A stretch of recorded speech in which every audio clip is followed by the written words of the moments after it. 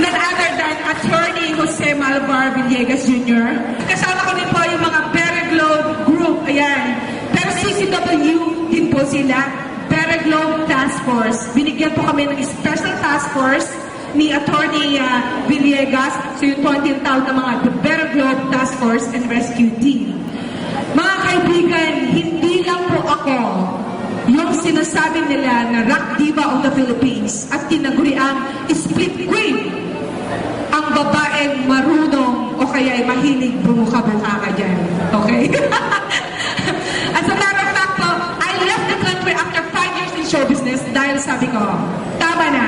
Tama na mga ginawa kong mga entertainment, yung ganon. Because being a note singer, being Miss Sika, sabi ko, siguro I had enough of that. And that's the reason why medyo nawala ako sa atleta, di po ba? But then when I was in the States, I realized na bakit nga pala ako mag-i-stop na. Samantalang marami pa akong fans sa Pilipinas na nag-aantay sa akin at namilis ako. Pero bumalik po ako dito mga kaibigan, hindi sa pamamagitan ng isang mystical na dating split queen, kundi napatay po ako ng isang mystical charity foundation. Ayun, palakpakan niyo naman ako.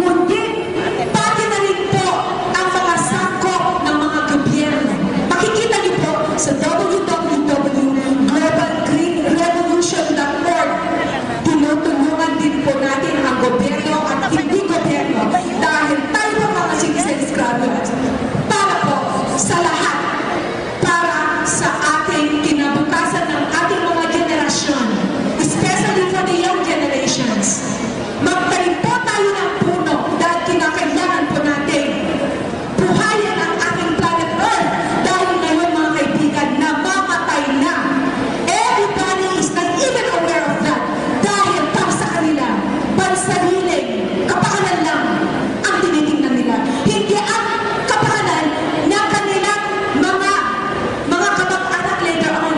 Yung kanilang mga apo o kaya kung sino-sino pa ang mga darating dahil may karapatan din po sila mga kaibigan na mabuhay ng mapayapa, mabuhay ng marangal, may integridad, and at the same time, ipagpatuloy po natin ang generation po ng General Miguel Malvar and of course, Attorney